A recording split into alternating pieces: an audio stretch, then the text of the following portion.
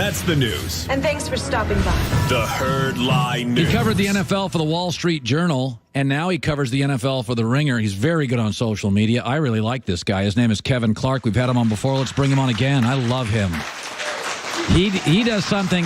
I do my Blazing 5 picks, and I take myself too seriously. You have your, what do you call your picks? Worst picks. Of the week. Yes. And they're surprisingly the same as my Blazing 5. We both get about 58%. It's gambling. So before I get to the games, a couple of things I want to talk about. Now, we go into this weekend, and if I said to you, who's the mobile quarterback, everybody would say Lamar Jackson. You have an interesting story on The Ringer about Deshaun Watson, and I said this when he came out. I said Nick Saban faced Johnny Manziel a couple times, but it was in the regular season. Nick had 6 weeks twice to prepare for Deshaun Watson and could never stop him. You have an interesting story on Deshaun Watson and how hard he is to beat, and if you do, you barely do. He has not lost a game by more than 1 touchdown since high school. 2013, September of 2013, he lost to Buford High School. After that, he has not lost by more than one touchdown since. The Patriots couldn't do it. Alabama couldn't do it. You know, I think at this level, you have to have some sort of intangibles. I mean, we look at Russell Wilson. He has been in terrible situations. Deshaun Watson literally had to drive a bus or ride in a bus across the country to play Jacksonville because his ribs are too injured because he has the worst offensive line in the league. Yeah. And I think that Deshaun Watson's ability to keep his team in this throughout, I mean, some of those Texans problems, those coaching problems, the fact that they were able to recover from 0-3 to be in a probably a favorite in a wild card game. Worst offensive line in the playoffs easily. I mean, they were actively harming him. I mean, it was offensive how bad that offensive line was, and it was threatening his career. The fact that he was able to turn it around and is probably going to win a playoff game this weekend is unbelievable, and it speaks to everything he's done, not only at Houston, but at Clemson and at Gainesville High School in Georgia. You know, it's interesting. I said coming into the season, I thought Darnold, Rosen, and Baker could win now. I think Darnold's the greatest pure talent, but I knew the Jets had nothing. I said Josh Allen and Lamar, they're not ready to play. So when people say, Colin, you're shocked by Baker, I say, no. He's accurate. I never said a bust. I wouldn't draft him. I don't want to be tied to that stuff for 10 years. Lamar's shocking to me. Lamar Jackson is shocking. Harbaugh deserves respect. So I went and watched Lamar Jackson live. I said, I got to see this thing. What blew me away was his total control of the game. He's playing with a Hall of Famer, probably Phillip Rivers, against a good defense. I am shocked by what I'm seeing. Now I said, very draftable. I would have taken him second, third round. I can't believe he's this good. What do you make of Lamar Jackson? I make that the Chargers have a problem on their hands, and here's why. They're built to stop modern NFL offenses. They're built to stop the Chiefs. They're built to stop the Saints. They've got Derwin James who can do anything back there. They've got 2 pass rushers in Joey Bosa and Melvin Ingram who can get up the field. They have Casey Hayward, a very good cornerback. Well, Lamar Jackson is not the modern NFL. You know, no one has run at the quarterback position like him since 1972. Who's that? Bobby Douglas, I think. Wow. Yeah. And so you start to look at it and you say, this is a guy who's solving the modern NFL in Lamar Jackson by being completely antithetical to the modern NFL. He's just running the ball. Defenses are getting smaller. Linebackers are becoming more irrelevant to the game. And if you can actually line up and run the ball all the time, you have the definition of a matchup problem. Yeah. One more thing before we get to the games. There's a lot of openings and there's a lot of coaches. I said this yesterday. The city of New York, between the Giants and Jets, has had 5 coaches in 5 years. Yeah. And there's this current narrative that Mike McCarthy's too simplistic. He hasn't evolved. And my argument is he organized, prepared? Does he have a good work ethic? Yes, yes, yes. That peanut butter and jelly sandwiches 50 years before me, 50 years after will taste delicious. The things that he's good at matter. I'm not saying he's got the best cheekbones. He's not hip. He's not lit. He's not cool. But his teams were organized, prepared, massive discipline. And by the way, Aaron Rodgers came out of college, Kevin. He had a weird throwing motion. He was a junior college kid. He was raw and ad-libber. Isn't that Sam Darnold? Like, to me, Mike McCarthy and the Jets feels like, of all the coaching searches, an absolute perfect fit. Am I nuts on that? So I want to address something. You asked when we looked at the map of hate about who hates which teams. You said, who could possibly hate the Jets? Right. The answer is Jets fans. They hate the Jets. And the reason is because they've made mistake after mistake. The last time there were 8 openings was 2013. Do not look at that list. It is not safe for work. It is bad. And Andy Reid is the only coach who's still there. And when you look at that list, he was the safest coach. We knew what we were getting. Good The one point. thing you don't want to do is develop a coach alongside a quarterback. We have no idea if Zach Taylor, the quarterback's coach from the LA Rams, can call plays. We have no idea. All we know is he knows Sean McVay. He can text Sean McVay every once in a while. Congratulations, Zach Taylor. But I just don't know why you would want to take a risk when you know Mike McCarthy can win games. And that's what I understand, that you want the higher ceiling, but Lincoln Riley's not coming. Pat Fitzgerald's not coming. David Shaw's not coming. When you're dealing with the NFL pool right now, Mike McCarthy is very high on my list. All right, let's go to the 4 games. Let's start with the Colts-Texans. I have no strong feeling. Generally, if teams meet again after a team beat them, the better team does win. You feel like there's revenge, but generally teams win for a reason. They have better personnel or they're better teams. I don't like the idea that the Texans have the worst offensive line remaining in the NFL. With very little conviction, I would take the Colts and have no confidence. Where would you lean? I'm leaning towards the Texans, and here's why. We talk all the time about the problems a great quarterback can solve.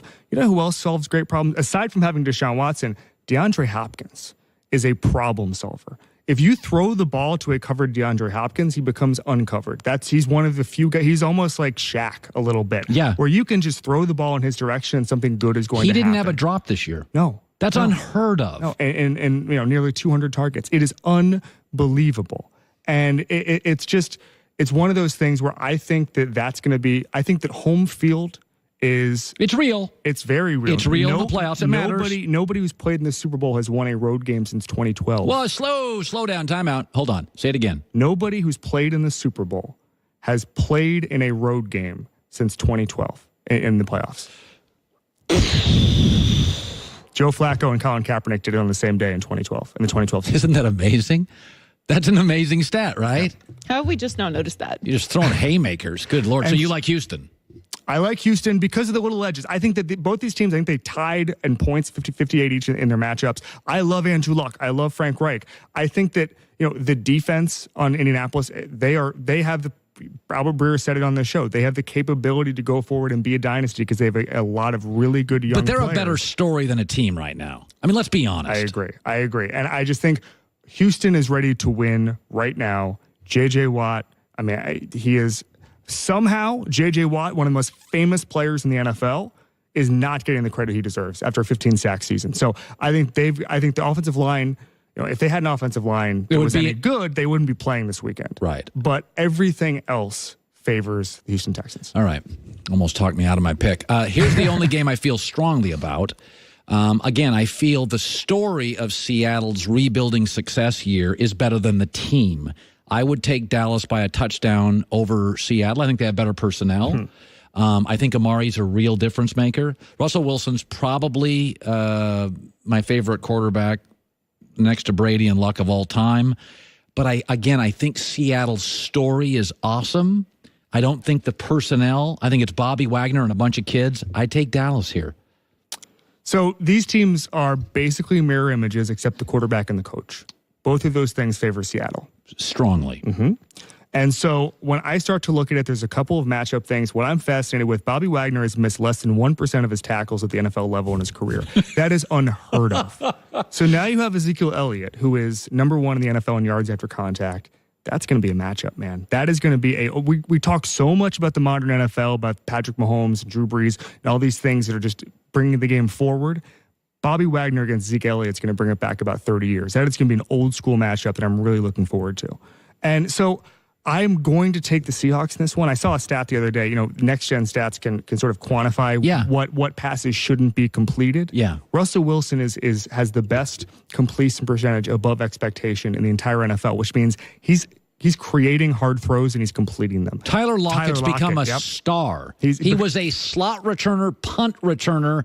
Nobody projected him to be anything like this. But is it that Tyler Lockett is otherworldly good, or is No. it that Russell Wilson can create Tyler Lockett into a star? Chris Collinsworth made a great point. I was watching a football game recently, and Collinsworth said, Russell throws the best deep ball in the league. He teardrops it. And Tyler Lockett's one of those guys that runs nice fades and nice deeps, and he is a perfect receiver for Russell Wilson. So you like Seattle? I love Patrick Mahomes, but when you can play Patrick Mahomes and out deep ball him, you're doing a pretty good job. All right, let's go to, so we disagree on that. Chargers, Ravens. I think the Chargers have the best personnel in the league. I think playing Lamar twice in a month is the way to beat him, and I don't think it's easy. I would lean L.A. Chargers. I go back to the matchup problem. First of all, I don't know why Wink Martindale, the defensive coordinator for Baltimore, is not getting more head coach love, because obviously the number one thing you want right now is an offensive guru, but I'd rather have a defensive guru than a bad offensive guru. That's a good point. So I don't know why that hasn't happened. What they've been able to do on defense has been incredible. Marlon Humphrey is a legitimate star. Yeah. There are pieces everywhere that I'm hugely impressed with. So I think that the talent level and the personnel is not as, the disparity is not as big as we think. That's fair. And then I truly think you made the comparison to Tebow with Lamar Jackson. Well, he's better than Tebow. He's much better than Tebow, but I'm saying it's sort of a unorthodox matchup, especially in the playoffs, especially early in his career. They beat Steelers. Yep. Tebow beat the Steelers. Yep. On a weird play. Yep. Broken coverage. Yep. I mean, it is a really hard. I'm sure there's a nightmare going on right now in the practice facility game planning for Lamar Jackson. So we disagreed on everything. Okay. Yes. So far, yes. Okay. So I like the Eagles over the Bears. I say it with no conviction. Listen, Wentz is better long term. Okay. There's a lot of 401k is better long term than Bitcoin, but the timing was right for Bitcoin, and some people made a lot of money on Bitcoin. You used to work at the Wall Street Journal. You know all about stocks. I'm sure of it. I'm going to take Philadelphia here. I like their defensive line. I like their personnel. I like their big game experience. They're not dynamic at wide receiver, but they have playmakers at wide receiver. And Nick Foles is strangely accurate, incredibly coachable. This staff clearly connects with him. I'm going to go Philly. I'm an analytical person. I believe in data and all that stuff, but there's some sort of intangible stuff that I believe in. And one of the things that I've always believed in, I remember a Seahawks player telling me this a couple of years ago, when you start to play in really low-scoring games, you get comfortable doing it because you're always one play away from disaster. The Bears just played a game that was 14-9 against the San Francisco 49ers, but they were comfortable the entire game because they knew they were never going to give up a play.